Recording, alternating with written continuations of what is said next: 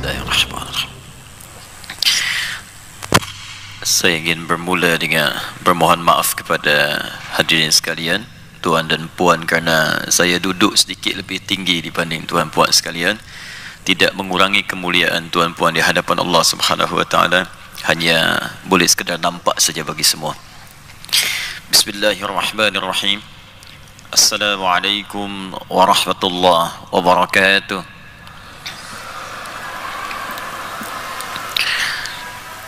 Alhamdulillahilladzi anzala al-Qur'ana hudan lin-nasi wa bayyinatin minal huda wal furqan.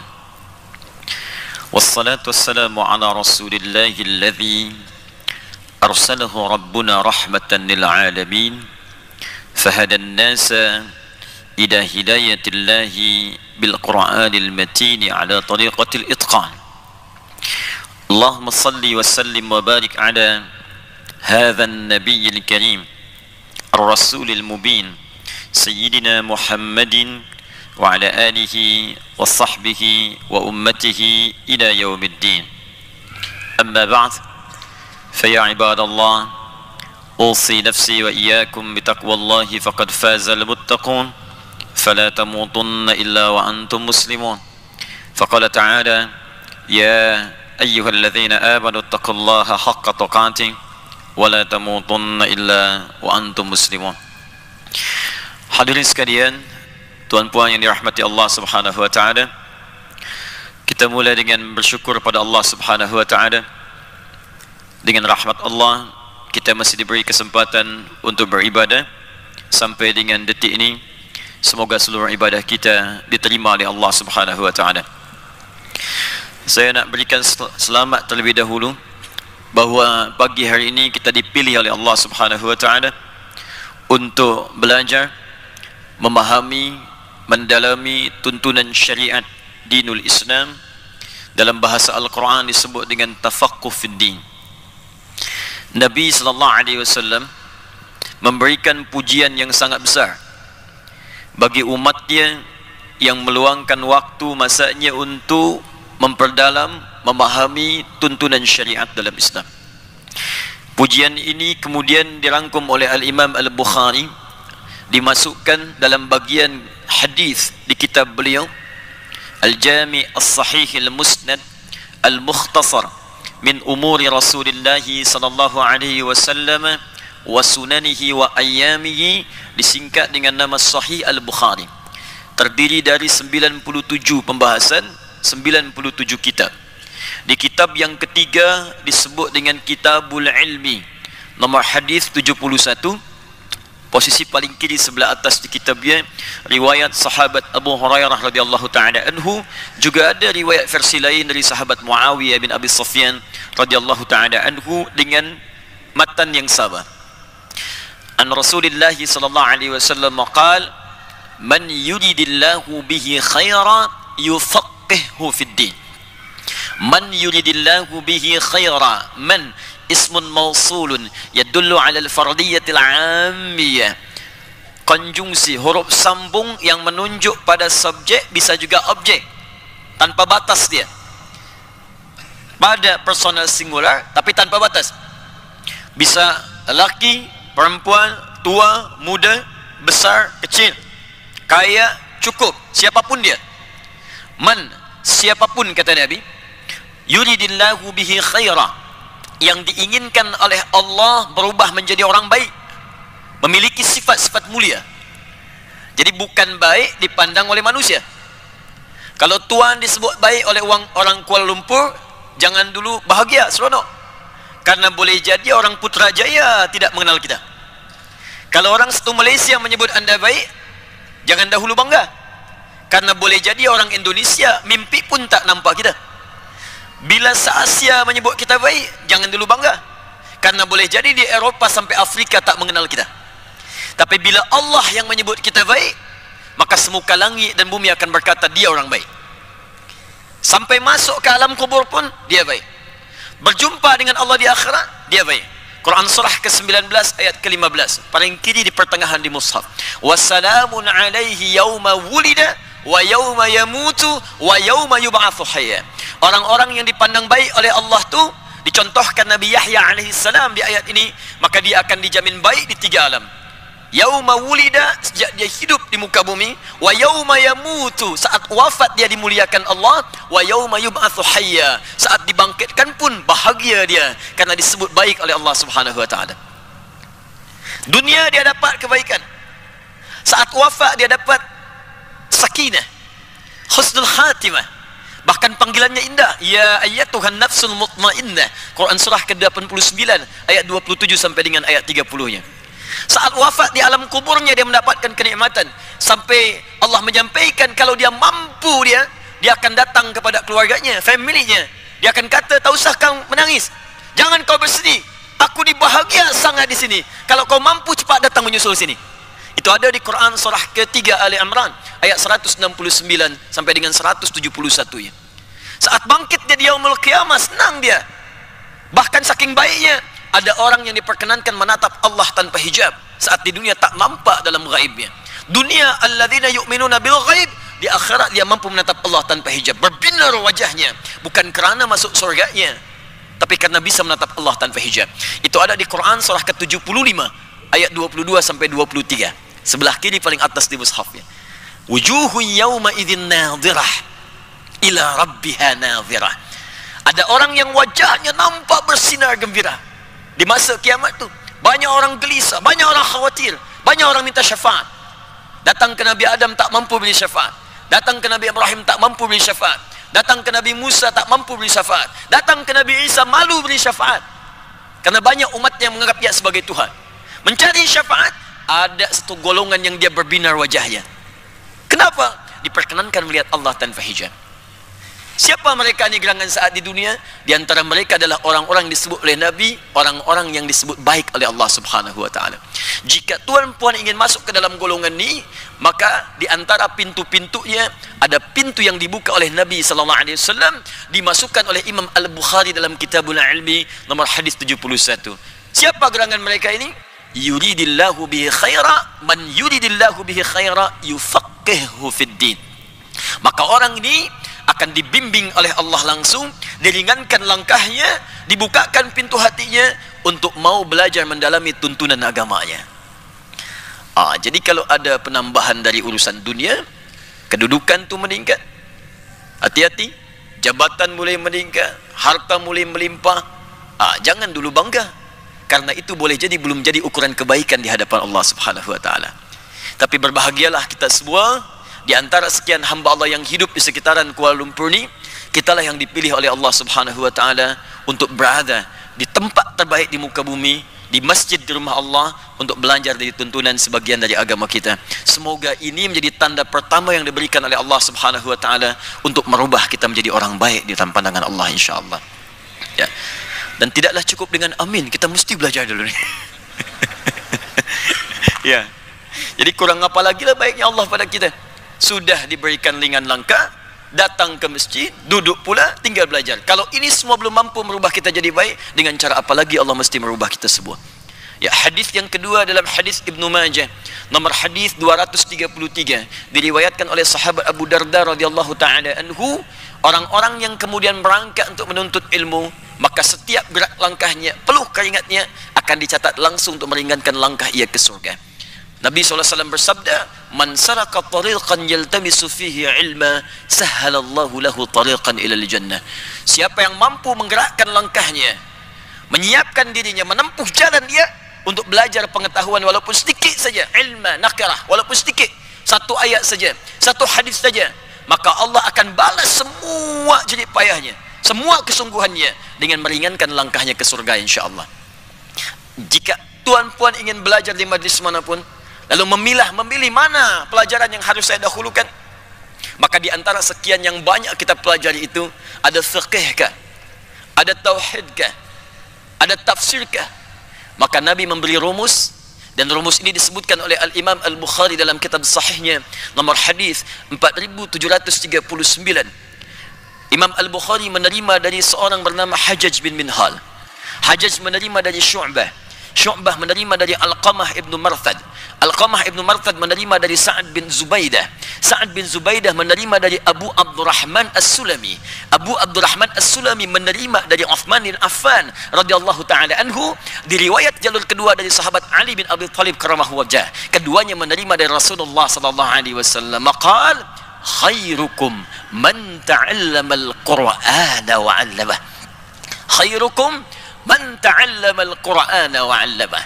Kata Nabi, jika ada orang baik di muka bumi ini yang hendak belajar, yang nak belajar, maka di antara mereka yang terbaik adalah orang-orang yang mau memulai pelajarannya dengan belajar Al-Quran, lantas mengamalkan apa yang telah ia pelajari itu. Kerana itu insyaAllah dalam kuliah pagi ini kita akan mencoba untuk berusaha menjadi orang baik dalam pandangan Allah dan Rasulullah dengan belajar tentang panduan hidup berdasar pada tuntunan Al-Quran dan Sunnah Rasulullah sallallahu alaihi wasallam. Mari kita mulai kuliah kita ini. Semoga Allah berkahi kita semua, berikan keikhlasan sehingga mudah ilmu kita dapatkan dan kita amalkan dalam kehidupan kita insya-Allah. Baik, saya senang, mohon izin saya berdiri sejenak supaya nampak dan terlihat. Saya senang menyampaikan kuliah dengan argumentasi atau dalil-dalil yang bisa dipahami dengan jelas, sehingga ketika kita amalkan kita punya keyakinan untuk beramal, dan bila ada soalan disampaikan pada kita, kita bisa menjawab. Kerana itu mohon izin nanti dalam kuliah ini mungkin agak banyak sedikit saya menulis dalil-dalil yang kita coba uraikan, sehingga nanti kuat landasan kita dalam beramal, ataupun nanti kalau di soal kita bisa menjawab dengan baik insya-Allah. Sepakat ya? Tinggal sepakat saja. Saya yang terangkan, saya yang tulis, mungkin juga saya yang hapus ya. Baik, bismillah. Pertama, mengapa Al-Quran? Saya ulang ya, mengapa mesti Al-Quran? Satu. Yang kedua, apa fungsi Al-Quran atau manfaat Al-Quran bagi kehidupan kita hingga kita berpulang kepada Allah? Dan yang ketiga, ini yang paling penting, bagaimana kemudian kita bisa mengamalkan tuntunan atau pedoman Al-Quran dalam kehidupan di era kita sekarang dan meraih kejayaan seperti umat dahulu berjaya.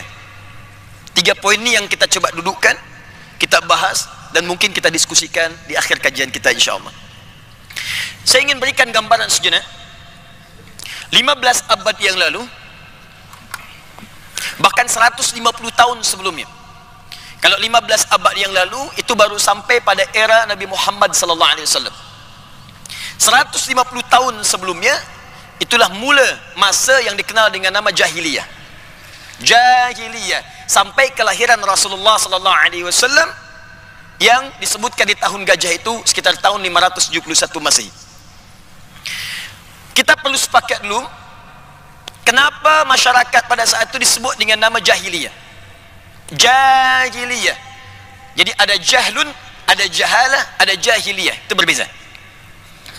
Jahlun, bodoh. Jahalah, dinaungi kebodohan. Jahiliyah penuh dengan sifat kebodohan. Jadi kalau mau mencari semua sifat bodoh, di situ kumpul semua. Kalau mau mencari semua yang kotor, di situ ada semua. Kalau mau mencari semua yang jelek-jelek, buruk-buruk, di situ ada semua. Anda mau mencari, misal Anda cari pencuri paling buruk semuka bumi, ada masa itu. Jadi kalau sekarang ada pencuri, dia terlambat. Dan lebih pakar pencuri di jahiliyah dibandingkan masa sekarang. Bila ada nak tahu seorang perampok, perompak, ada masa itu. Dan lebih dahsyat sifat perampoknya dibandingkan perampok sekarang. Di perampok sekarang ini kecil-kecil saja. Kalah jauh sama masa jahiliyah. Mereka tak tanggung kalau ada perampok, sekampung ikut merampok. Ada satu nama daerah namanya Gifar. Itu kota perompak pada masa itu. Jadi semua di dusun itu, desa itu semua perompak. Lewat situ mesti bayar. Tak bayar, hilang dagangan. Kalau tak hilang dagangan kafilahnya, hilang nyawa lah. Lewat, bayar. Lewat, bayar. Ada upeti. Desanya disebut dengan Gifar namanya. Ada lagi kebiasaan orang berzina. Wah, itu sudah tiap masa lah. Jangan dihitung harinya lagi. Bisa setiap minit orang bisa berzina. Bahkan suami kalau dia bosan dengan istri, dia akan undang kawannya, dia kata, saya bosan dengan istri saya, kita tukar malam ini ya. Bisa tukar satu juga. Lebih daripada hewan. lebih daripada hewan. Ada yang senang berkelahi tak tanggung. Ada orang yang kalau tiap hari dia naik ke atas Jabal Kubais. Jabal Kubais ni kalau sekarang, kalau misalnya tuan puan datang hendak berhaji, ya saya berdoa bermohon pada Allah, semoga yang berangkat tahun ini diberi kemudahan oleh Allah, dan semoga yang belum berangkat insya-Allah dimudahkan untuk berangkat, ya. Dan tak cukup dengan amin, menabung dari sekarang, ya, nabung. Ikut tabung haji lah. Nanti kalau dari Zam-Zam tu ada menara Zam-Zam, ya. Saya coba ilustrasikan, ya. Ibu kelihatan ini? Terlihat? Oh tidak, saya belum tulis. Bagaimana bisa terlihat? Saya belum tulis, ya, belum tampak, ya.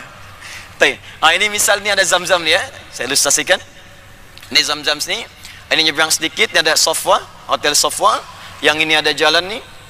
Ini ni ada bukit besar yang sekarang ada istana raja ni. Ini Jabal Kubais namanya. Ya, kalau belok kita sini, di sini ada pos security satu, ada CCTV satu menghadap sini, ada seorang security satu orang pakaian coklat, sini ada kipas angin, jumlahnya 35 kipas angin. Sini ada pintu 26 bab Ismail, pintu 27 babun Nabi, kemudian sini babus salam. 150 meter dari sini ke sini ada tempat labi lahir, Maulid Nabi namanya sini. Di sini tempat Nabi kemudian berumah tangga dengan Sayyidah Khadijah di sini. Di sini ada rumahnya Abu Jahal. Ya. Sebelah sini. Nah, ini Jabal Kubais. Jadi ada orang yang di masa tu, ya, saking dahsyatnya, ya, punya kekuatan, tiap hari dia naik ke bukit ni. Dia naik ke bukit, dia umumkan, dia maklumkan, siapa yang berani dengan saya ingin bertarung, datang, ayo naik di bukit manapun. Di bukit manapun. Jumpa dengan saya, kita bertarung.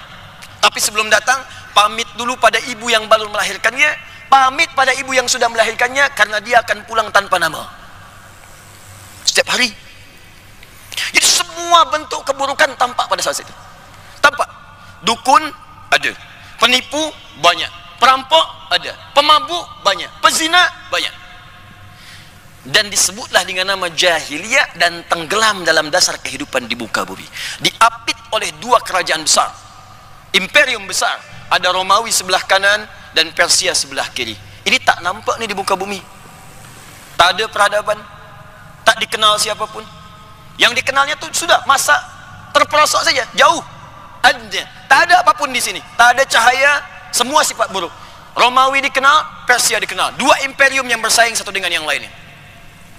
Saya tidak berkisah tentang satu hal yang sangat penting.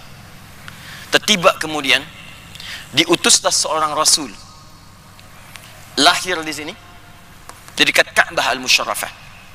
Dan ini berkat doa Nabi Ibrahim dan Nabi Ismail alaihi wassalam.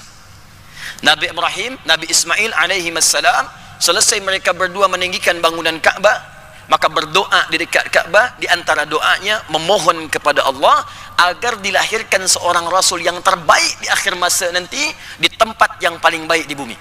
Karena rasul ini spesial, rasul paling mulia, rasul paling istimewa. Ya Allah, lahirkan di tempat spesial paling istimewa di bumi.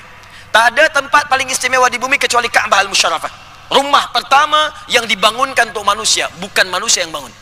Quran surah ketiga ayat 3 ayat 96 sampai 97. Inna awwala baitin wudi'a linnas. Sungguh rumah pertama yang dibangunkan untuk manusia, Ka'bah, lalladzi bi Bakkah mubarakan. Berdoa di samping Ka'bah, diabadikan doanya dalam Al-Quran surah kedua Al-Baqarah ayat 129. Paling kiri agak sedikit ke atas. Rabbana wab'ath fihim rasulan minhum yatslu alaihim ayatika wa yu'allimuhumul kitab wal hikmah wa yuzakkihim innaka antal azizul hakim. Rabbana ya Allah, wab'ath fihim rasulan minhum, mohon nanti kelak utus seorang rasul dari kalangan mereka yang lahir di sekitaran Ka'bah ini, bukan di tempat lain. Dia akan membawa misi, membawa ayat-ayatmu. Karena itu nanti wahyu yang turun pada Nabi Muhammad semua disebut dengan ayat. Al-Quran disebut dengan ayat. Al-Baqarah 286 ayat, Ali Imran 200 ayat, An-Nisa 176 ayat. Ayat. Wa yu'allimuhumul kitab, lalu mengajarkan kandungan ayat itu. Wal hikmah, menyampaikan esensinya, hikmahnya. Wa yuzakkihim, dan membimbing umatnya, membimbing kemudian masyarakatnya supaya terbebas dari sifat-sifat yang buruk. Innaka antal azizul hakim. Sungguh engkau yang maha perkasa dalam mewujudkan itu dan maha bijak untuk memilih siapa sosok itu. Itu doanya Nabi Ibrahim, Nabi Ismail alaihi wassalam. Nabi Ibrahim itu itu kakek buyut Nabi Muhammad generasi ke-30. Setiap satu generasi itu bisa 2000 tahun, 3000 tahun, 1000 tahun, ribuan tahun usianya. Jadi ini generasi ke-30. Muhammad sallallahu alaihi wasallam bin Abdullah bin Abdul Muttalib bin Hashim bin Abdul Manaf bin Qusay bin Murrah bin Kilab bin Ka'ab bin Ghalib bin Fihir bin Malik bin Nadar bin Kinana bin Khuzaimah bin Mudrika bin Ilyas bin Nizar bin Mudar bin Ma'ad bin Adnan bin Addi bin Adri bin Muqawwam bin Nahur bin Tarikh bin Ya'rub bin Yasjub bin Nabit bin Ismail alaihissalam bin Ibrahim alaihissalam. 30 generasi. Jadi tuan-puan bisa bayangkan, berdoa 30 generasi sebelumnya, jawabannya datang lama setelahnya. Di doa itu pasti ada faedahnya. Kalau tak dikabulkan sekarang, esok lusa mungkin cucu yang dapat. Tuan-puan berdoa, ya Allah jadikan keturunan hamba, ya Allah ada yang penghafaz Al-Quran. Bila bukan tuan, bukan puan, mungkin cucunya nanti. Mungkin anak dari cucu, bisa.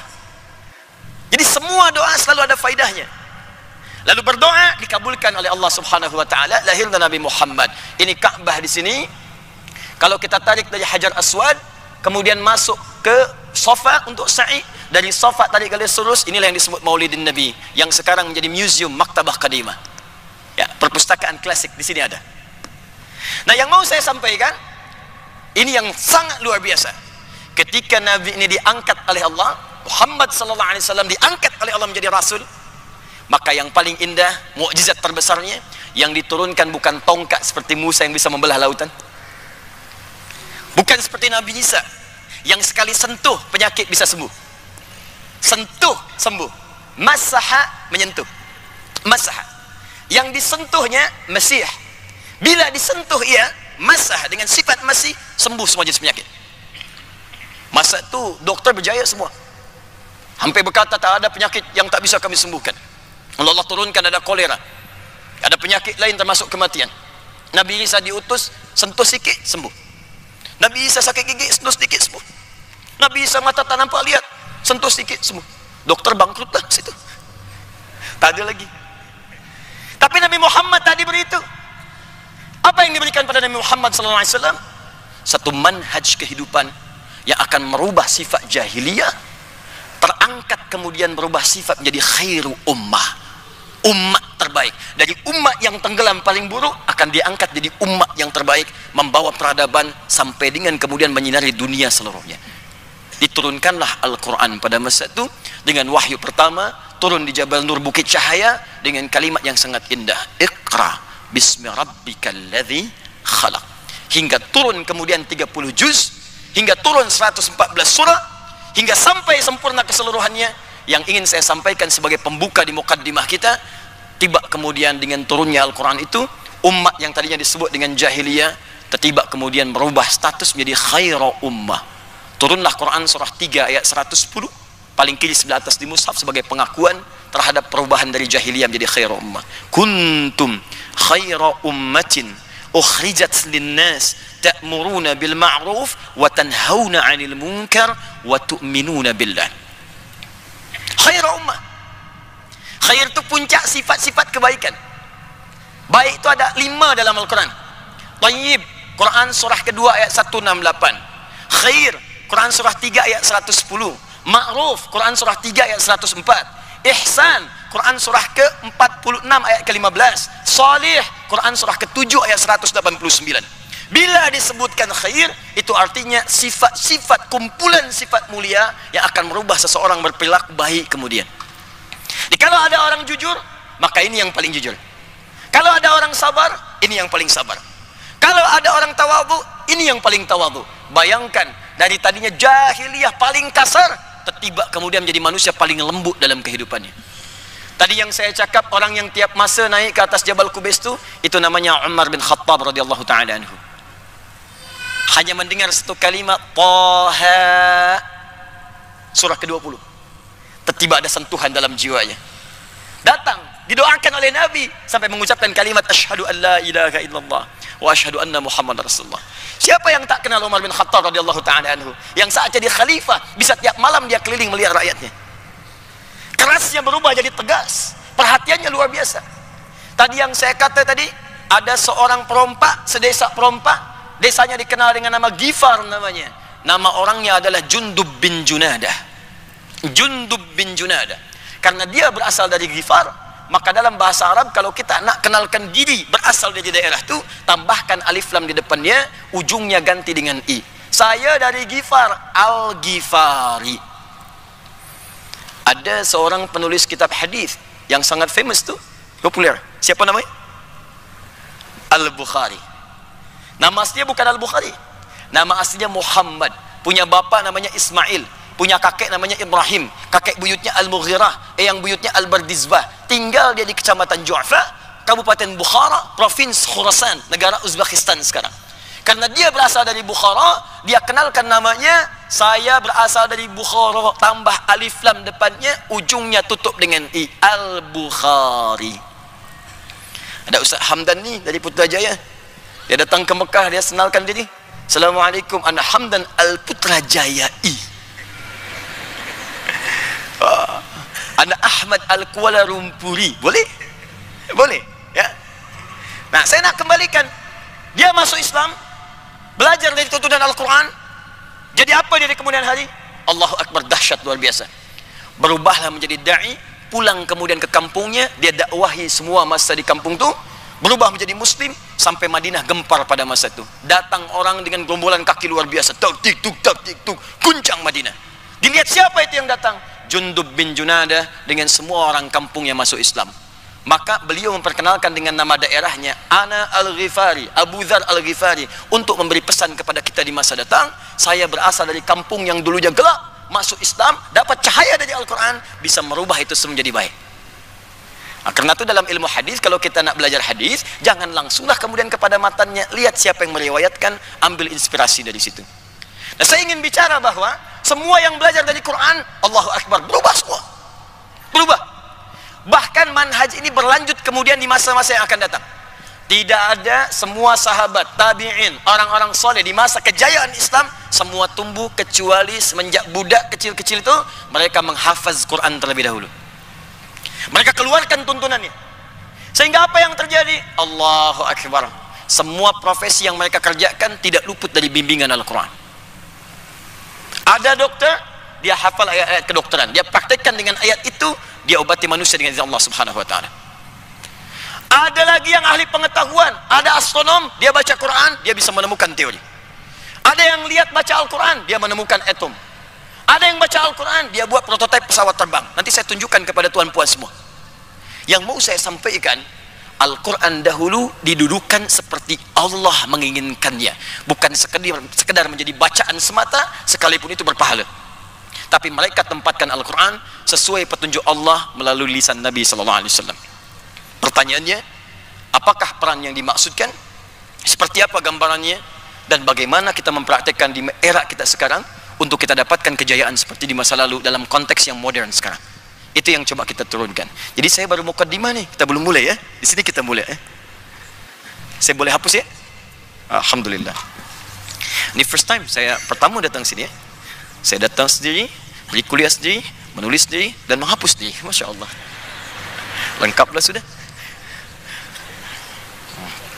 Bismillah. Ayo kita mulai.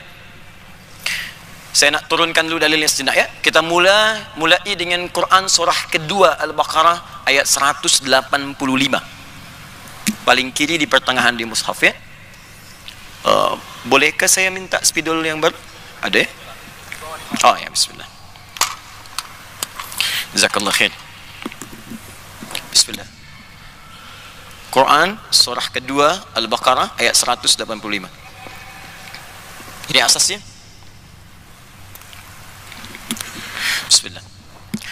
Syahru Ramadan alladhi unzila fihi al-Quran hudal linnas. Ingat, hudal linnas. Di bulan Ramadan itu Allah berfirman, yang di masa itu kita berpuasa menunaikan siyam, Allah turunkan Al-Quran. Masya Allah. Sejenak. Saking istimewanya Al-Quran ini, dipilih waktu yang paling istimewa. Saya mau tunjukkan kepada hadirin semua, tuan-puan semua, bagaimana dahsyatnya Al-Quran. Saat dia mulai turun, maka dia akan memberikan keistimewaan pada semua yang terkait dengan turunnya. Saya mau beri contoh sebentar. Al-Quran diturunkan pada Nabi Muhammad melalui malaikat siapa? Jibril. Saat malaikat Jibril mendapatkan wahyu dari Allah untuk menurunkan Al-Quran, maka berubah statusnya, naik menjadi Sayyidul Malaikah, Ruhul Amin. Rasulun fis sama, lahu sahibun rasulun fil ard, fid dunya. Rasul di langit, malaikat punya sahabat, punya kawan, rasul di muka bumi. Nabi Musa alaihissalam sahabatnya malakul maut. Malakul maut. Semua punya teman, punya teman, punya teman. Tapi ketika Al-Quran diturunkan, semua tak berlaku. Diangkat satu malaikat menjadi tuan dari semua malaikat, Sayyidul Malaikat. Jibril mendapatkan risalah wahyu, menurunkan pada Nabi Muhammad sallallahu alaihi wasallam, maka berubah status menjadi Sayyidul Malaikah. Al-Quran turun di satu bulan, namanya Ramadan, maka Ramadan kemudian berubah status menjadi Sayyidus Syuhur. Sayyidus Syuhur, tuan dari segala bulan, mulia. Siang malamnya ada ampunan, siang malamnya ada rahmat. Hanya di Ramadan, siang malamnya ada ampunan, ada rahmat, ada semua kemuliaan atas berkat Al-Quran. Al-Quran turun di satu malam di Ramadan, maka malamnya berubah menjadi Lailah Mubarakah. Dalamnya ada pahala. Kalau kita beribadah, dapatlah kita sama dengan lebih dari 1000 bulan.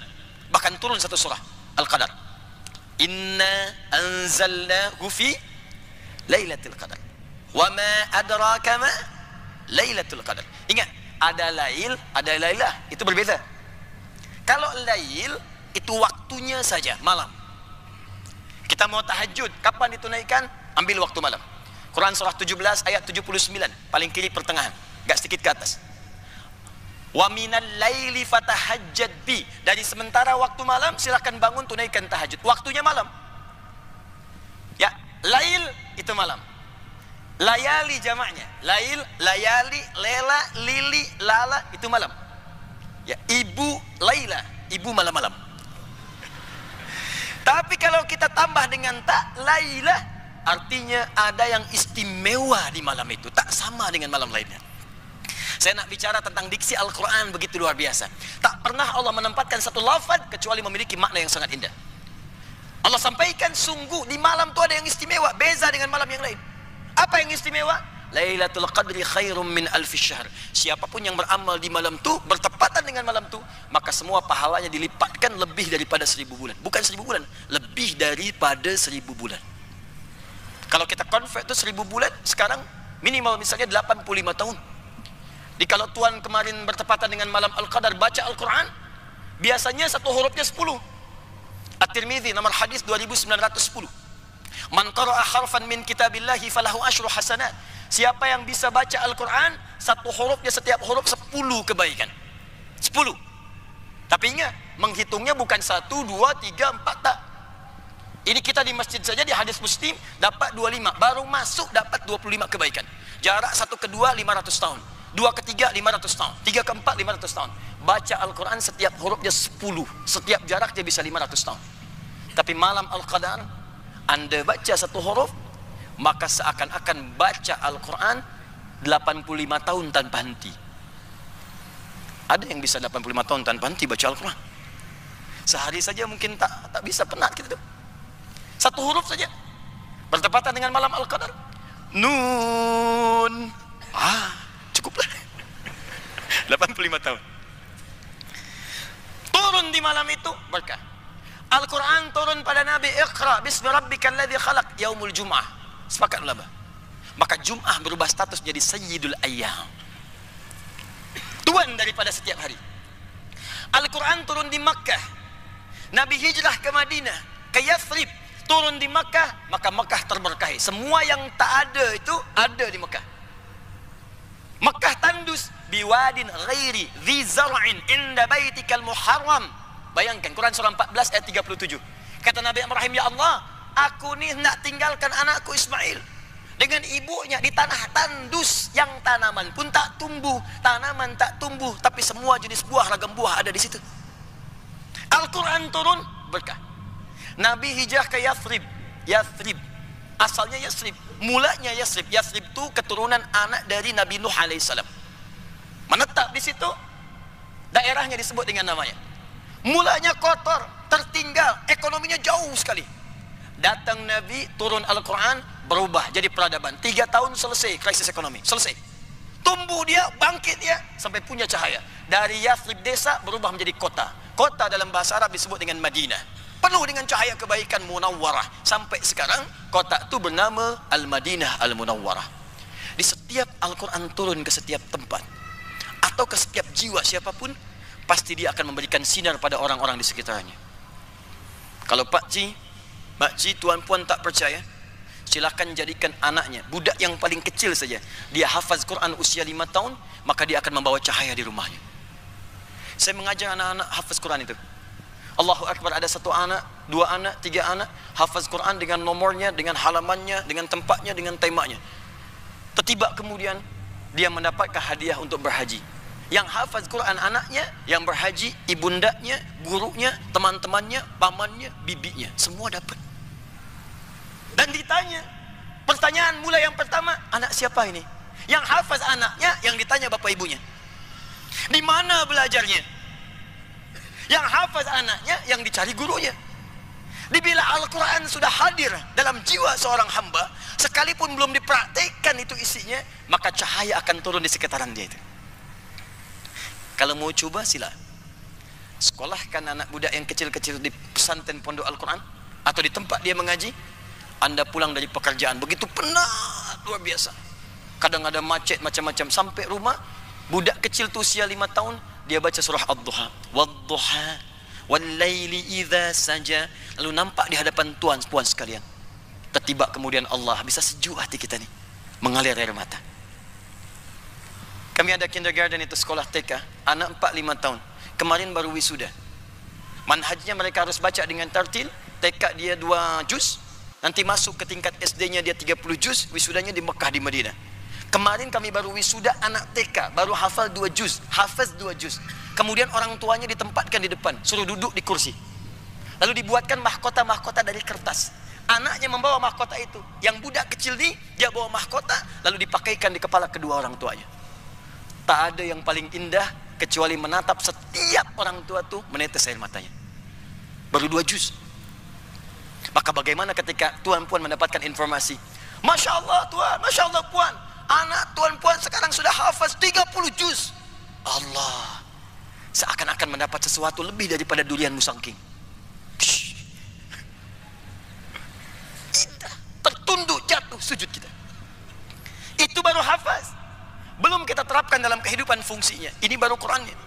Saya hendak berbicara bahwa Al-Quran diberikan oleh Allah, pasti akan memberikan kemuliaan pada setiap orang yang mendapatinya. Tapi kalau Anda ingin tambahkan kemuliaan itu, maka jangan berhenti di situ. Jangan cukupkan sekadar baca. Jangan cukupkan sekadar dihafaz saja. Karena itu bukan fungsi utamanya. Kita nih belajar membaca untuk tahu isi informasi. Anda belajar bahasa Inggris supaya bisa belajar nih news sekarang apa saja yang bisa kita baca, kita bisa pahami. Belajar bahasa Jepun supaya kita paham informasi ditulis dalam bahasa Jepun, kita amalkan, kita pahami, berinteraksi.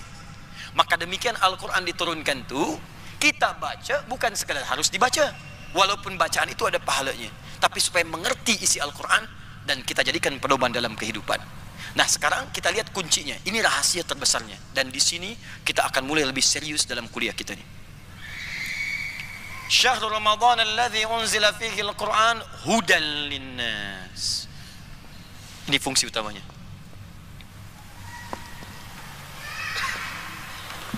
Hudan. Ada yang lain. Kata Allah, saya turunkan Al-Quran di bulan yang mulia, di waktu yang mulia, melalui malaikat yang paling mulia, kepada Rasul yang paling mulia, di tempat yang paling mulia, dan dalam keadaan yang sangat mulia, untuk memberikan sebuah misi yang paling mulia bagi seluruh manusia, untuk semua manusia. Jadi Al-Quran ini didesain untuk semua manusia tanpa kecuali. Sejenak saya mau bagi info sedikit ya. Saya sampaikan tadi malam juga di masjid Tuan Kumizan. Jadi manusia ini dalam Al-Quran disebut dengan 5 nama. Bukan hanya 1, 5 nama. Hanya memang di mushaf terjemah itu seringkali diterjemahkan dengan 1 saja makna. Kalau maknanya 1, kenapa lafaznya bisa berbeza? Ya. 1 disebut dengan bashar namanya. Apa namanya? Bashar. Disebutkan 35 kali dalam Al-Quran. Ya, qul innama ana basyarum mithlukum. Nama pertama yang Allah berikan kepada Adam ketika dicipta itu bashar. Bashar. Quran surah 15 ayat ke-28. Wa idh qala rabbuka lil malaikati inni khaliqum bashara. Ketika Allah firmankan kepada malaikat, aku akan mencipta makhluk baru, bukan malaikat, bukan jin, tapi bashar namanya. Dua ins selalu dipasangkan dengan jin. Ins tersebut dalam Al-Quran pasangan ni 18 kali. Ya ma'syaral jinni wal ins wa ma khalaqtul jinna wal ins. Baik. 3, insan. Al-insan disebutkan 65 kali dalam Al-Quran. Ada surahnya, surah ke-76 Al-Insan. Hal ata 'alal insan iqra bismi rabbikal ladzi khalaq khalaqal insan. Ar-Rahman 'allamal Qur'an khalaqal insan. Baik. Yang keempat ada Bani Adam. Disebutkan 7 kali dalam Al-Quran. Contoh Quran surah ke-7 ayat 31. Ya Bani Adam khudhu zinatakum 'inda kulli masjid. Dan kelima, ada yang disebut dengan An-Nas. Disebutkan 241 kali dalam Al-Quran. Bahkan menjadi satu surah paling favorit bagi kebanyakan manusia saat ini. Surah ke-114. Qul a'udzu birabbin nas. Saya fokus ke An-Nas dulu. Yang lain nanti mungkin ada masa kuliah lagi baru kita bahas. Tidak disebutkan An-Nas bahkan dalam bahasa Arab standar, kecuali menunjuk pada semua manusia tanpa kecuali. Semua manusia sampai kehidupan berakhir. Jadi Al-Quran ini ketika diturunkan 15 abad yang lalu, kata Allah fungsinya bukan sekedar untuk umat Muhammad SAW di masa itu. Sampai kapanpun tiba manusia, sampai berakhir kehidupan, sepanjang masih ada manusia, maka fungsi Al-Quran berlaku melampaui semua masa dan zaman. Karena itu risalah Nabi Muhammad diutus secara universal, melampaui setiap zaman, beza dengan Rasul yang lain. Nabi Nuh terbatas tempatnya, tak boleh lewat dari tempat itu. Nabi Isa misal, Nabi Isa itu hanya boleh wilayah Palestina saja, sebagian kecilnya, tak boleh lewat situ. Karena itu kalau ada risalah kemudian katanya dibawa Nabi Isa sampai ke Malaysia, nah itu terlampau jauh, harus di sana saja. Nabi Ibrahim itu punya wilayah, bahkan di masa Nabi Ibrahim Rasulnya 2, Nabi Ibrahim dan Nabi Lut alaihi wassalam. 2 Rasul, satu masa yang sama, tempat yang berbeza. Nanti buka Quran surah ke-51 dari ayat 24 sampai dengan ayat ke-31, kanan agak ke bawah sampai ke kiri atas. Di situ ada kisah Nabi Ibrahim kedatangan tamu para malaikat yang hendak datang ke tempat Nabi Lut, hanya mampir ke tempat Nabi Ibrahim. Satu masa Rasulnya 2. Nabi Muhammad tidak. Engkau diutus untuk seluruh manusia, rahmat untuk semesta alam. Wa ma arsalnaka illa rahmatan lil alamin, kafatan lil alamin, untuk semua masa. Karena itu ketika Allah berikan mukjizat, maka mukjizatnya disandingkan dengan kalimat An-Nas, bukan ins, bukan bashar, bukan insan, bukan Bani Adam. Nas untuk semua manusia. Apa fungsinya mukjizat ni? Ini rahasianya. Hudan. Hudan. Apa itu hudan? Ada yang tahu apa itu hudan? Hudan itu jamak dari kata hidayah. Hidayah.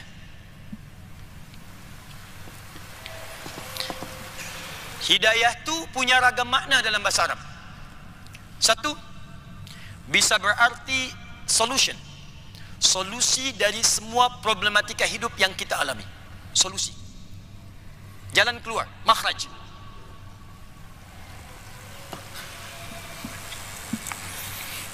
Tuan punya persoalan, apa solusinya? Hidayah. Puan punya masalah, apa solusinya? Hidayah.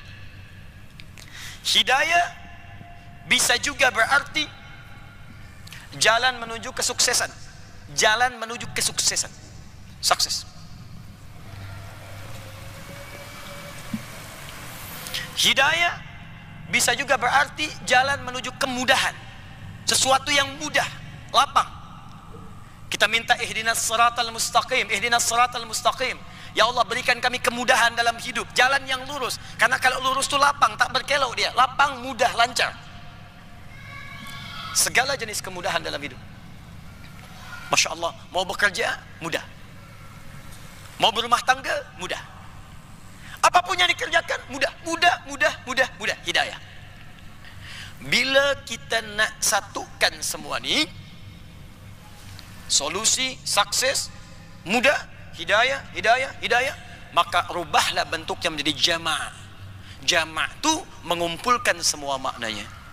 Maka dirubah kalimat hidayah menjadi hudan namanya.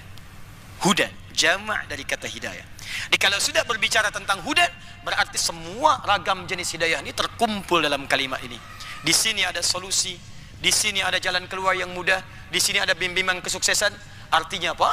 Isi Al-Quran itu ketika diturunkan oleh Allah kepada Nabi Muhammad SAW dalam masa kurang lebih 23 tahun itu, dari Al-Fatihah sampai An-Nas, bukan bacaan biasa, tapi semuanya ada bimbingan kehidupan, ada panduan hidup, ada pedoman hidup yang memberikan solusi, kemudahan, kesuksesan pada semua aktiviti kita yang kita jalani sampai berpulang kepada Allah.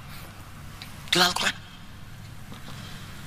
Saya nak beri contoh, tapi tak usah dicatatlah, karena saya baca sedikit cepat. Ya, nanti kalau ingin melihat kembali, boleh lihat nanti review di rekaman. Ya, saya nak beri contoh sini. Dari mulai lahir sampai wafat. Pertama, mula masa dalam kandungan.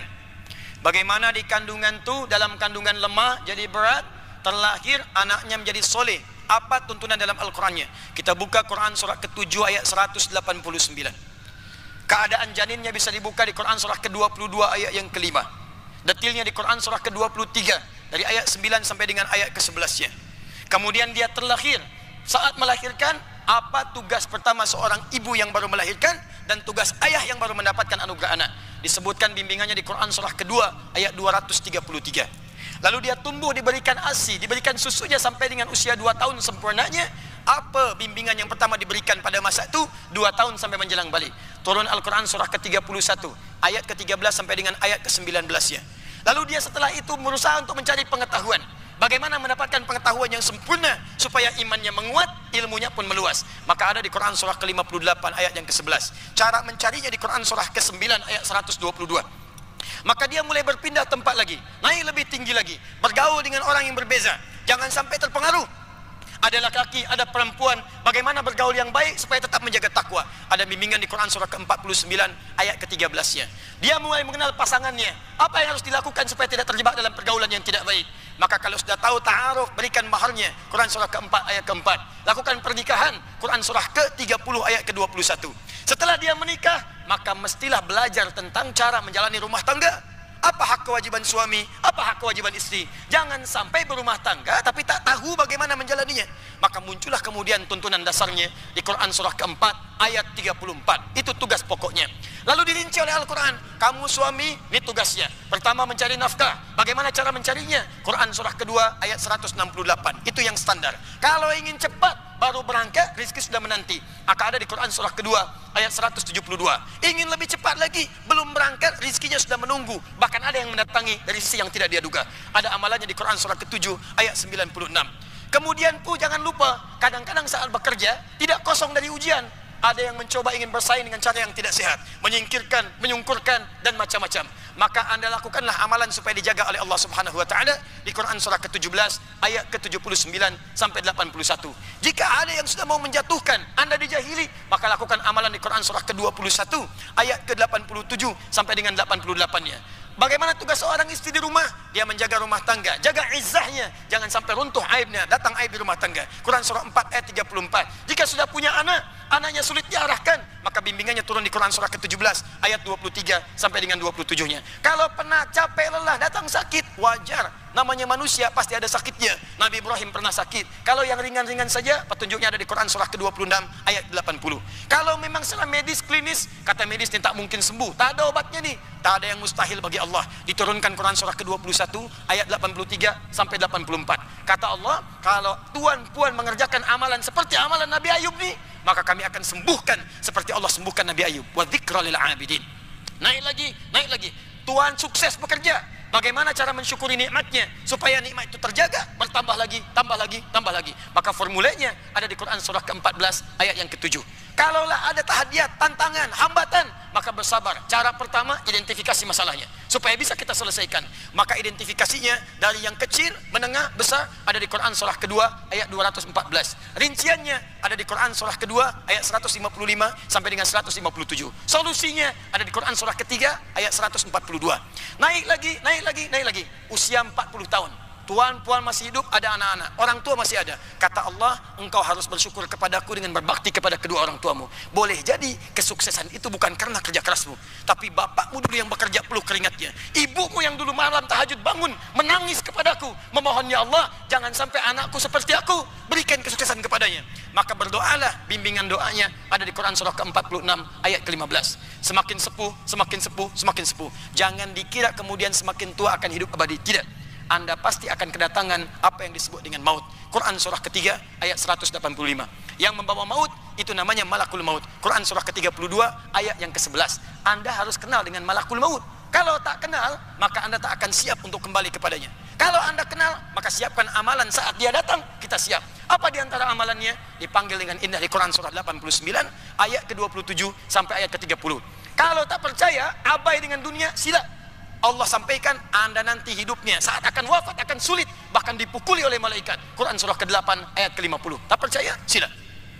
Wafat dia, masuk ke alam kubur. Allah sampaikan, sebelum kau wafat, siapkan dulu supaya engkau mendapatkan anugerah di alam kubur dan nikmat indah. Kau siapkan amalan di malam pertama dunia. Kenapa tak kau siapkan amalan pertama di alam kubur? Supaya terang kuburmu, banyak nikmatnya. Maka petunjuknya ada di Quran surah kedua ayat 153 sampai 154. Rinciannya ada di Quran surah ketiga ayat 169 sampai dengan ayat 171. Selesailah itu semua, kembali kepada Allah di hari kiamat. Bagaimana cara amalannya supaya kita maksimal menghadapi kiamat sampai bisa menatap Allah seperti di Quran surah 75 ayat 22 sampai dengan ayat ke-23.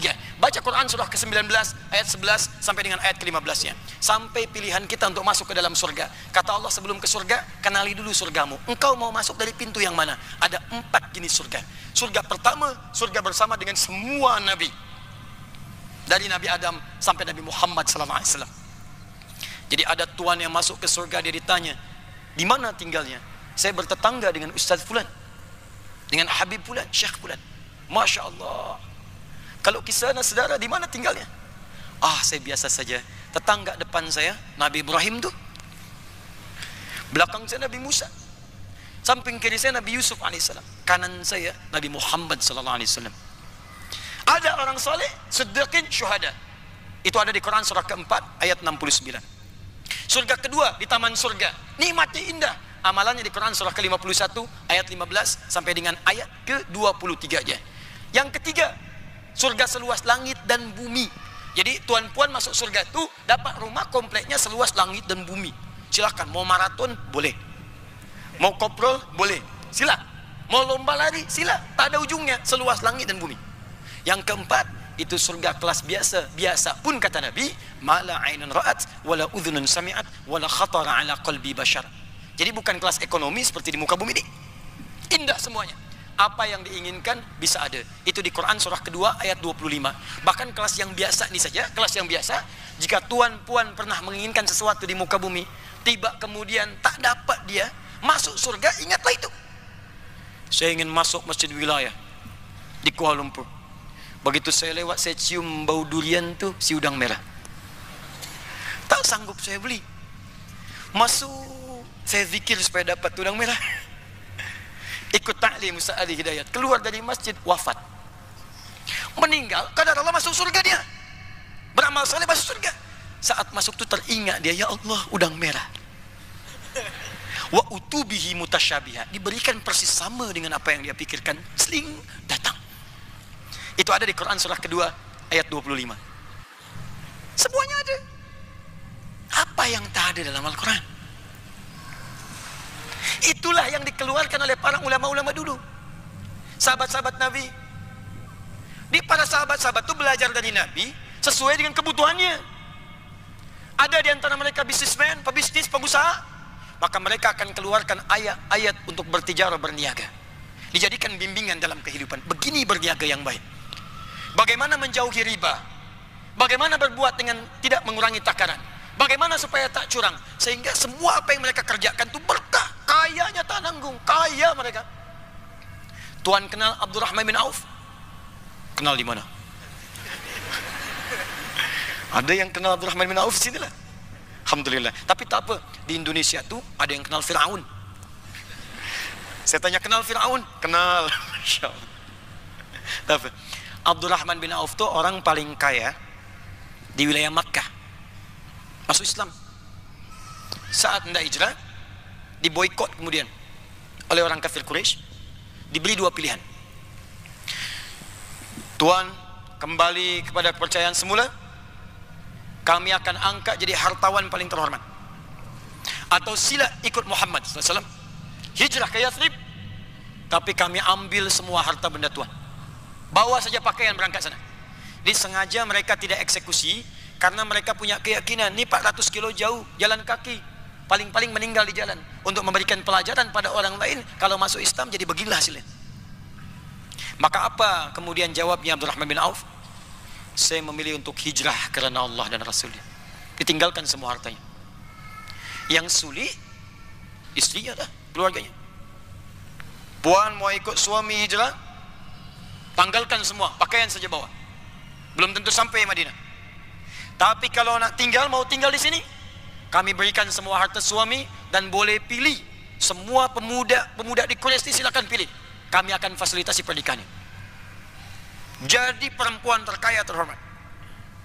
Sebentar Tuan ya, saya tanya Puan di belakang nih. Kalau diberikan pilihan seperti itu, ikut suami, tinggal harta semua, atau tinggal suami, dapat harta semua, boleh pilih lagi pemuda untuk dinikahi. Puan pilih mana? Anggaplah suami tak ikut sekarang.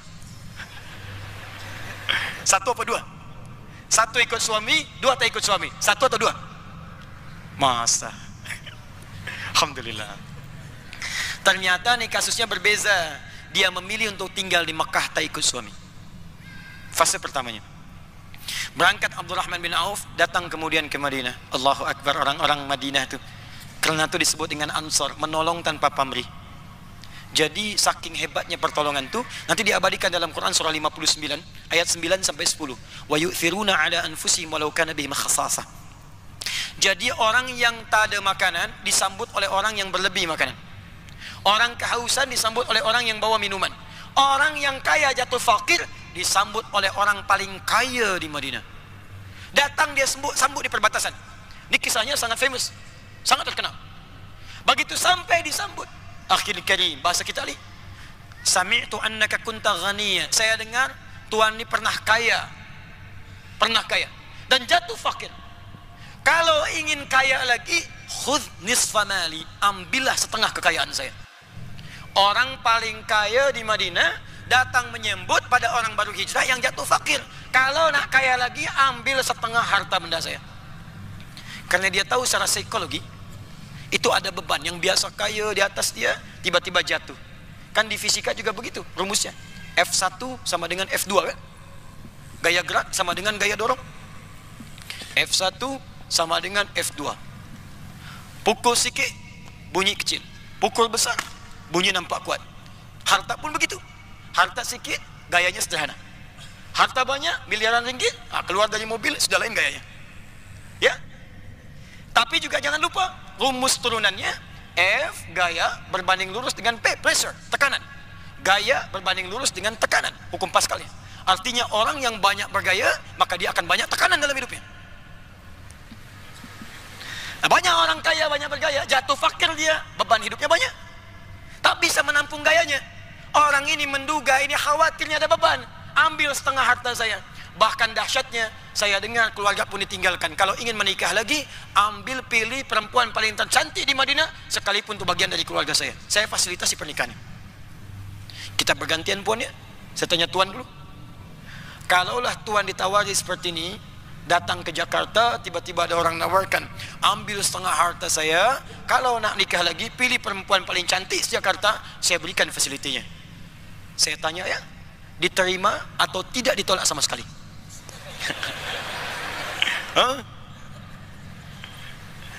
Cobalah lihat jawaban dari Abdurrahman bin Auf nih.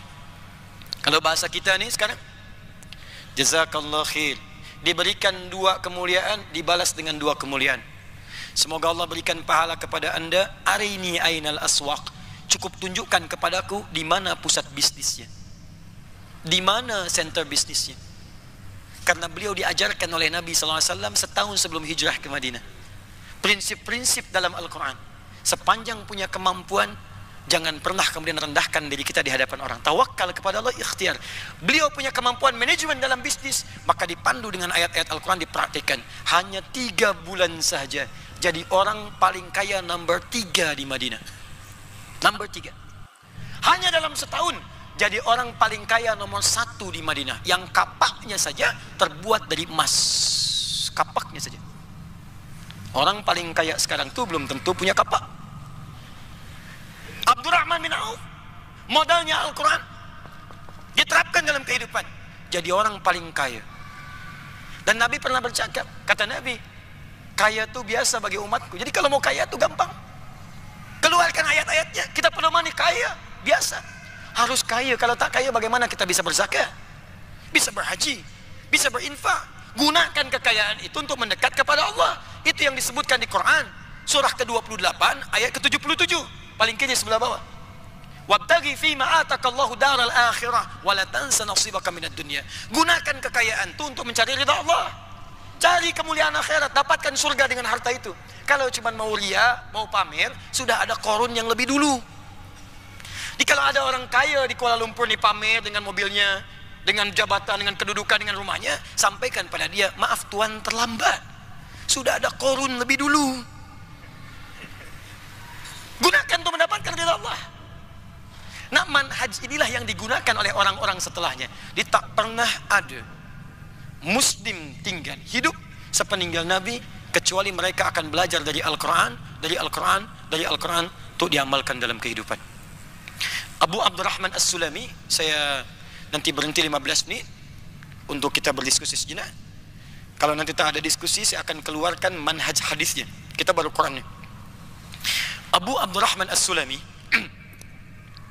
menyampaikan riwayat, beliau itu yang meriwayatkan hadis yang khairukum man ta'allama al-Qur'ana wa 'allamah. Kata beliau, akhadhtul Qur'ana an qaumin. Saya belajar Quran ini dari sekelompok kaum. Maksudnya sahabat. Karena beliau berjumpa dengan golongan sahabat. Utsman bin Affan, Ali bin Abi Thalib dan yang lainnya. Banyak beliau belajar. Saya ini belajar Al-Quran dari sekelompok kaum. Bagaimana cara belajarnya? La natajawaz an asyrati ayatin. Kami tidak melampaui dulu, tidak melewati dulu 10 ayat. Paling banyak kami belajar 10 ayat. Kemudian kami berusaha beramal dengan ayat yang telah kami dapat itu. Amalkan dulu. Amalkan, amalkan, amalkan. Sudah dia bisa mengamalkannya, baru dia berpindah kepada ayat yang lainnya. Sehingga Abdullah bin Amr ibn al-As radhiyallahu ta'ala anhuma pernah memberikan komentar. Dahulu kami di masa Nabi, banyak sahabat yang hafal 1-2 surah saja, tapi dia mengamalkan dengan begitu hebatnya. Jadi amalnya lebih banyak daripada hafazannya. Tapi saya khawatir, kata Abdullah bin Amr bin As radhiyallahu ta'ala anhuma, tibanya di masa kini atau di masa yang akan datang, orang-orang yang banyak menghafaz Al-Quran kasyurbil ma, seperti mudahnya meminum air. Kalau minum air itu kan tanpa hambatan ya, langsung masuk ya. Tuan puan tak percaya, saya nak beri contoh. Bismillah. Alhamdulillah, tanpa hambatan. Nah, ada orang menghafaz Quran itu seperti itu, ringan, masuk. Tapi kata Abdullah bin Amr bin As, tapi dia berat dalam mengamalkannya. Jadi pedoman Quran ini tak nampak dalam hidup. Ayat berbisnis, etika bisnis tak ada dalam kehidupan. Yang ada penghafalnya saja. Dia hafaz wailul lil mutaffifin, celaka bagi orang yang curang, tapi curang pula. Dia hafaz wailul lil mukadzibin, celaka bagi para pendusta, dusta pula. Dia hafaz la yaskhar qaumin qaum, jangan saling mencela pula. Jadi hafaz ayatnya, tapi tak ada petunjuknya dalam hidup. Qul lil mu'minina yaghuddu min absarihim. Katakan bagi pria-pria yang punya iman, maka pandangannya jaga. Ini yang boleh ditatap, ini yang tak boleh. Hafaz ayatnya, tapi semua ditatap saja. Ya, Bahkan kalau keliru pun kata Allah cepat istighfar. Wasari'u ila maghfirah, cepat istighfar. Anda lewat ni atau kemudian melihat di handphonenya ada gambar-gambar yang tak seronok, tak pantas, Anda lihat. Orang beriman kalau masih ada iman, kata Allah dia akan palingkan. Dan saat berpaling tu dia ucapkan istighfar, astagfirullah, pindah dia. Itu kalau masih ada iman. Dan antara ucapan dengan berpaling tu sama, tak ada yang terlambat. Jangan lisan berucap tapi wajah tak berpaling. Astagfirullah, dosa ni. Coba lihat, tuh lihat, astagfirullah. Nah, inilah yang repot tu. Kita bicara yang kecil-kecil dulu nih, belum bicara yang tinggi-tinggi. Orang dulu begitu, dia belajar Quran dulu, solat dulu yang baik, dan dahsyatnya keluarlah tuntunan dari Al-Quran itu bagi hidupnya. Ibnu Sina, Al-Kindi, Al-Farabi, Al-Ghazali, Al-Khawarizmi semua menghafaz Quran. Ibnu Sina kecil dia sudah menghafaz Quran, dan dia menemukan bimbingan dari situ bagaimana mendapatkan teori-teori kedokteran secara otodidak sendiri dia, ya, by himself. Yang dahsyat, saya nak berikan contoh. Semua yang terjadi di zaman jahiliyah, ketika turun Al-Quran, maka semuanya berubah diarahkan kepada yang baik. Contoh pertama, Quran surah ke-26 itu mengisahkan tentang para penyair, syuara, pemusik. Itu orang-orang jahiliyah pandai bermusik, pandai bikin syair. Bait-bait mereka luar biasa. Ini saking hebatnya mereka, melihat apapun jadi syair, Tuan. Melihat apapun jadi puisi, Puan. Apapun yang dilihat. Imre il-Qais pernah jalan di sebuah lembah. Ada orang yang sedang melamun, tengok ke lembah itu. Seketika dia bikin syair. Kifa nabki min dzikra habibin wa manzili bisaqdili wa bainad dakhuli fahaumali.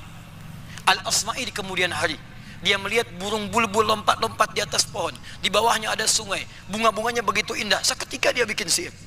Sautus safiril bulbuli hayyaja qalbi thamili al-ma'u wa zahru ma'a ma'a zahri lahdhul muqali fa anta ya sayyidali wa sayyidi wa maulali fakam tayammuni ghazayilun uqayqali qataftuhu min wadatin min fi'li hadha ar-rajuli faqala la la la faqad ghada muharwili wa wal walad wali wali ya wailali faqultu la tuwalwili fabayinu lu'ali qalat awhina kadha in haradidul muqali kahatan kakailali tabtabuli. Coba diulangi. Itu orang dulu begitu. Melihat dia bikin syair. Nabi pulang dari perang Tabuk, langsung keluar kalimatnya. Tala'al badru alaina min thaniyatil wada'i wajaba syukru alaina madahadin lahida'i. Itu seketika saja. Seketika.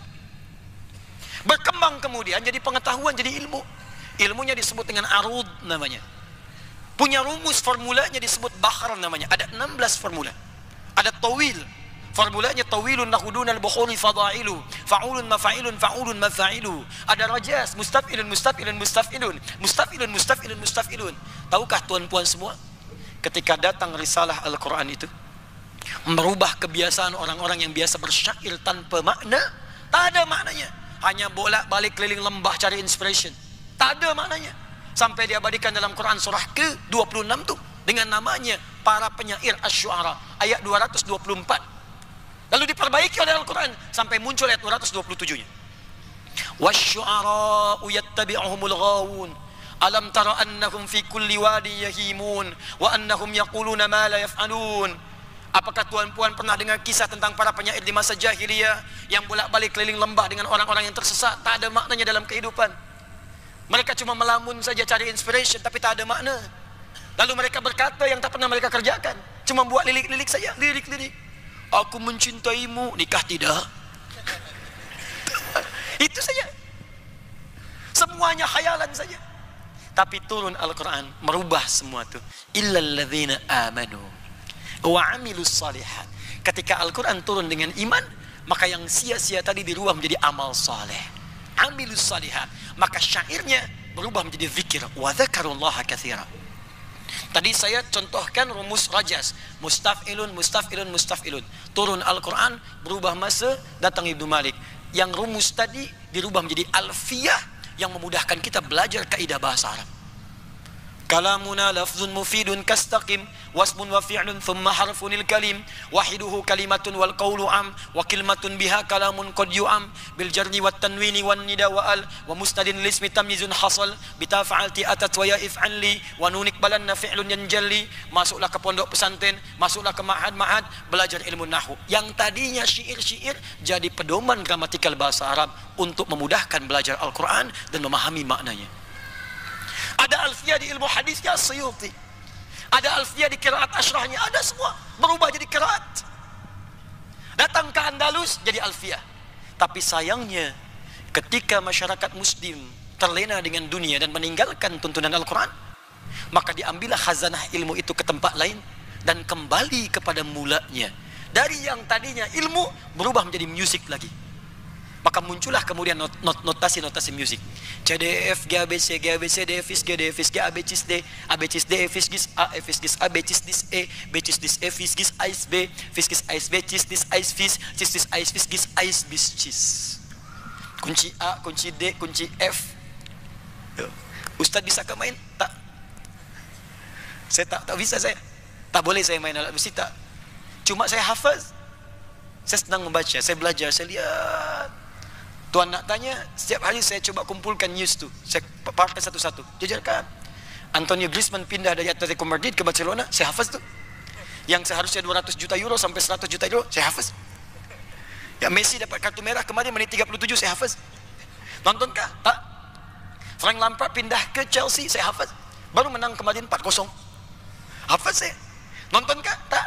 Untuk apa kita menukar akhirat? Bisa tahajud, bisa baca Quran di malam hari dengan hanya soccer bola saja. Apa yang kita bisa lihat besok, kenapa harus kita hadirkan di malam ini? Itulah Quran seperti itu dulu. Perlu bukti lain? Banyak. Penemu atom. Siapa penemu atom? Banyak anak-anak ini di sekolah nih, senior high school, bahkan di university. Bila saya tanya siapa penemu atom, jawabnya John Dalton. Bukan. Penemu atom pertama kali bukan John Dalton, tapi Jabir Ibn Hayyan. Bahkan di Eropa, di Europe dikenal dengan bapaknya alkemi, bapak kimia. Kapan dia menemukan atom? Saat membaca Al-Quran. Masuk ke surah 57, surah besi, Al-Hadid. Dia baca sampai ayat 25-26. Wa anzalnal hadid, kami turunkan besi, kemudian turun besi. Saya ni sebelum tiba di Malaysia, kami berkunjung ke Museum Geology di Bandung, di Jawa Barat, West Java. Kami masuk kemudian ke satu tempat, di tempat tu ada bongkahan meteor. Allahu Akbar, saya langsung terpana. Di antara sampah meteor tu ternyata ada yang bentuknya besi. Besi tu jatuh. Dulu tu ada ayatnya. Ditemukanlah besi oleh Jabir bin Hayyan, dibawalah ke rumahnya, di lab kecilnya, ya, di makmalnya, dianalisis oleh beliau sampai ditemukanlah partikel terkecil dari besi itu, sampai jadi atom. Nah sekarang atom besi ini dalam dunia modern itu nomor atomnya sama dengan ayat di Quran dan isotopnya sama persis dengan nomor surahnya. Besi itu Fe rumusnya, ferum, F besar E kecil, E besar F besar I kecil, ferum. Nomor atomnya 26. Atom itu harus punya isotop untuk menjaga supaya dia stabil. Ada 4 isotopnya. Nomor 55, 56, 57, 58. Dan isotop yang paling stabil untuk menjaga atom besi ini nomor 57. Surah 57 Al-Hadid, surah besi, ayat 25 sampai 26. Ibnu Firnas membaca surah Al-Mulk, surah 67. Bukan sekedar dibaca sebelum tidur, tapi dipahami ayatnya sampai masuk ke dalam ayat ke-19 itu.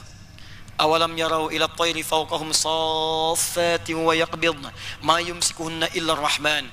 Apakah kalian tidak menganalisis, memperhatikan bagaimana burung itu bisa terbang, mengepak-katupkan sayapnya. Jadi terbang tuh karena bisa punya sayap, kepak-katup.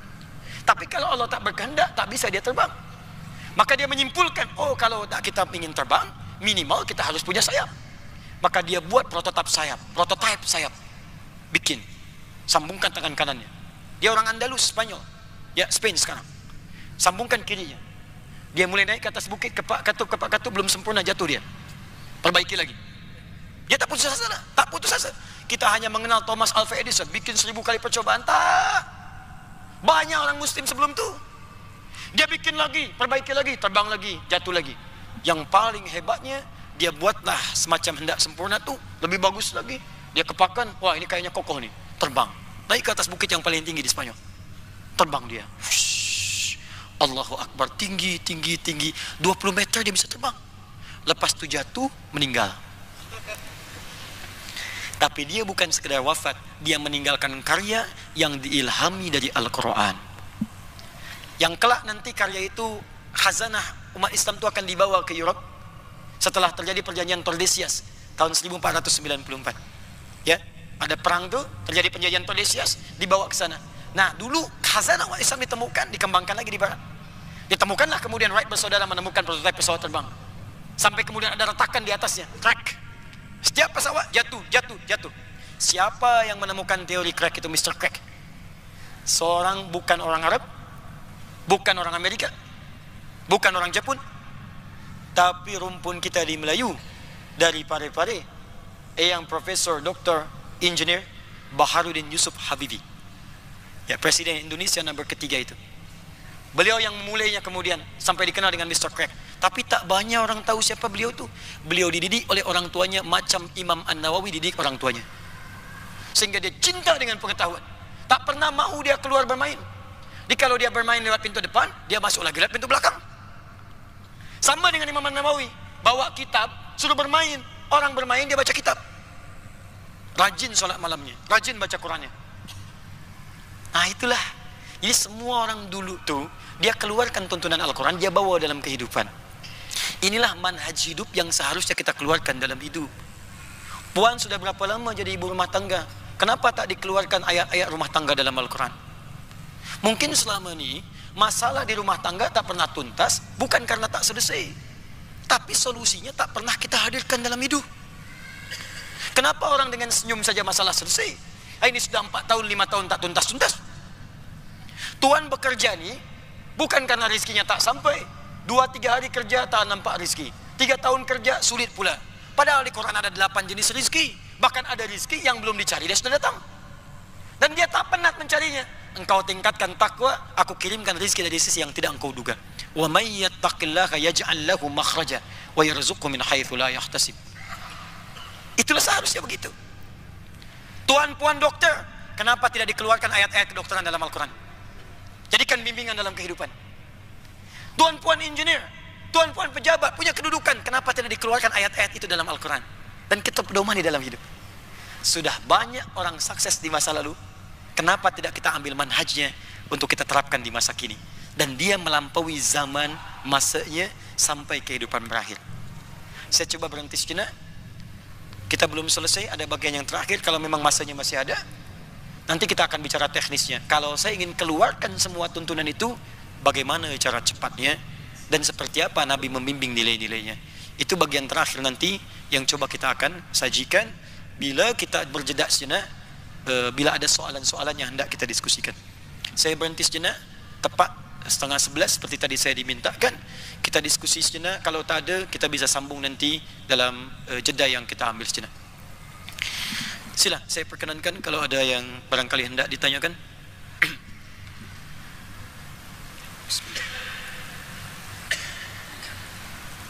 Ada soalan ke? Ada? Sila. Boleh pakai mic-nya? Allahumma salli ala sayyidina Muhammad sallallahu alaihi wasallam. Ya, tak apa. Ustaz, di Putrajaya semalam Ustaz ada sebut mengenai amalan di mana Allah mempercepatkan ke syurga, tapi Ustaz tidak menyebut amalan apakah di akhir semalam. Jadi diminta kalau misalnya Ustaz hari ini boleh terangkan amalan apakah yang Ustaz sebutkan semalam. Baik. Assalamualaikum. Ada soalan, amalan apakah yang bisa mempercepat seseorang untuk bisa masuk ke dalam surganya Allah Subhanahu wa taala? Ada beragam jenis amalan dalam Al-Quran yang memberitakan kepada kita jika diamalkan itu maka seseorang akan berpeluang masuk ke dalam surga, bahkan dengan begitu cepatnya Bahkan di antara mereka ada yang mendapatkan syafaat Allah sehingga masuk surganya tanpa hisab. Tanpa hisab. Amalan pertama ada di Quran surah ketiga Ali Imran ayat 31. Paling kiri sebelah atas di mushaf. Qul in kuntum tuhibbunallaha fattabi'uni yuhibbukumullahu wa yaghfir lakum dzunubakum. Katakan Muhammad pada semua umatmu, jika memang mereka semua serius mencintai Allah, mesti serius. Jadi amalan pertama itu adalah amalan mencintai Allah Subhanahu wa taala. Cinta kepada Allah. Al-mar'u ma'aman ahabba. Seorang itu akan bersama dengan yang dia cintai. Bukankah kalau Tuhan cinta dengan anak akan cepat bawa anak kemanapun? Tuhan cinta dengan puan, dengan istri akan dibawa kemanapun. Jadi seorang yang mencintai sifat cinta itu akan memberikan perhatian terbaik bagi yang dicintainya.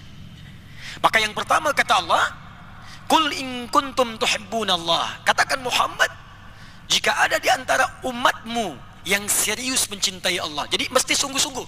Karena kalimat ini bisa saja dihapus kalimat kuntumnya.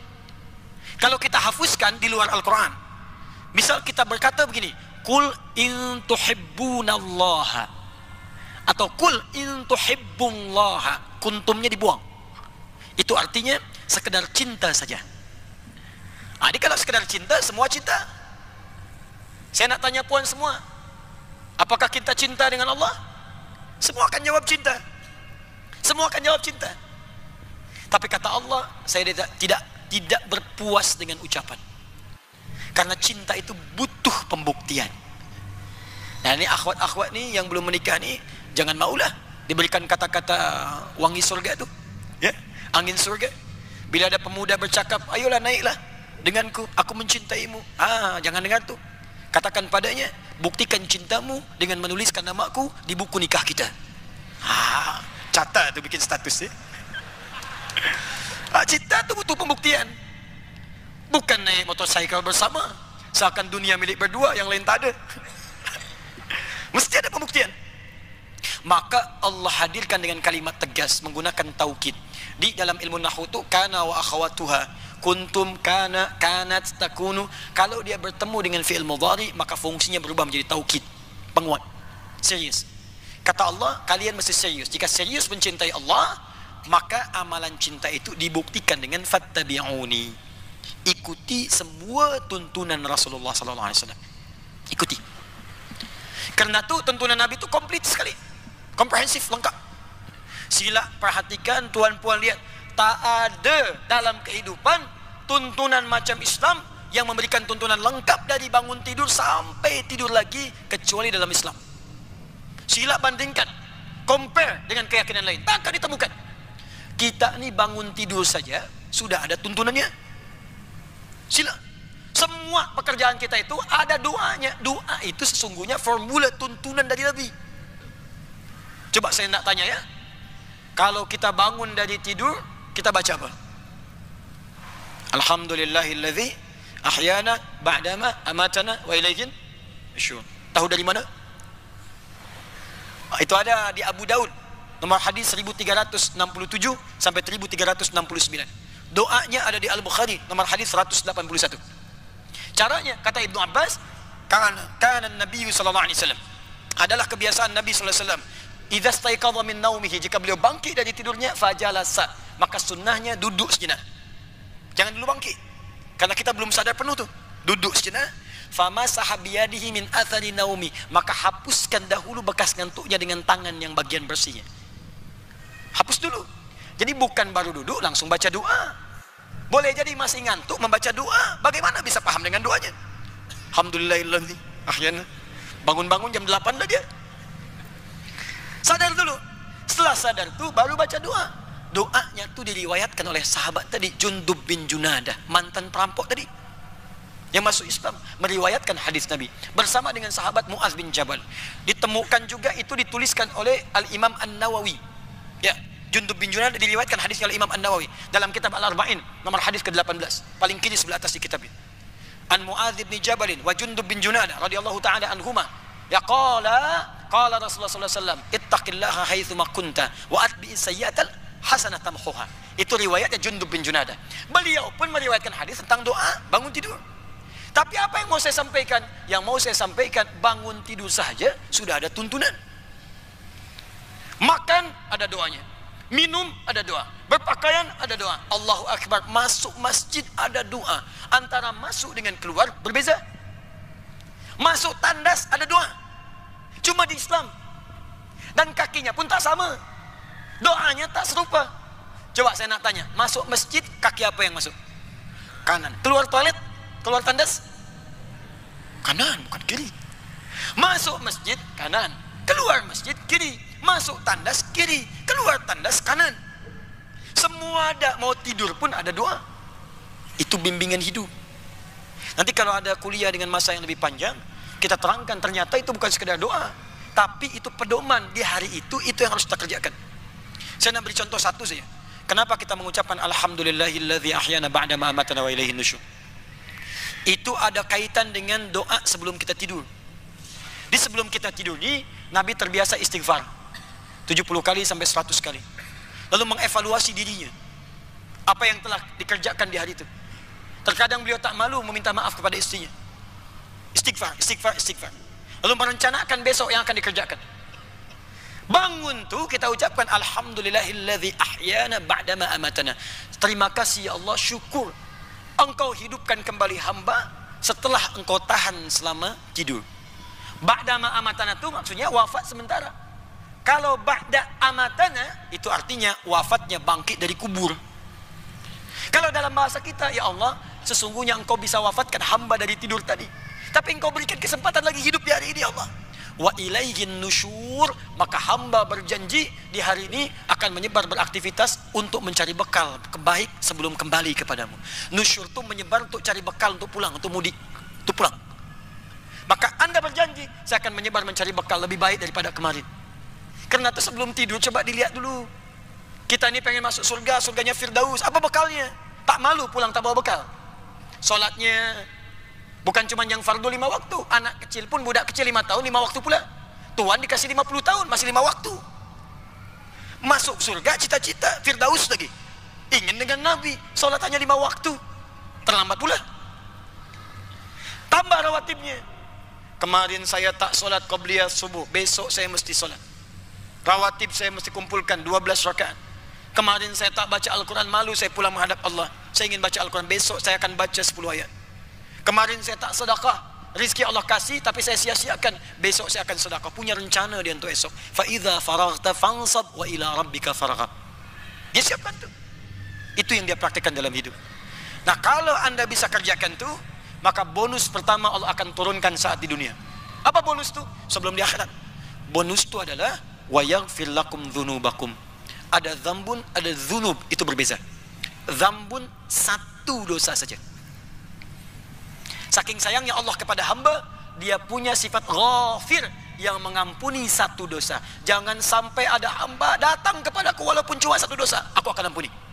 Itu ada di surah ke-40 ayat yang ketiga. Ghafiridz dzambi wa qabilit taubi.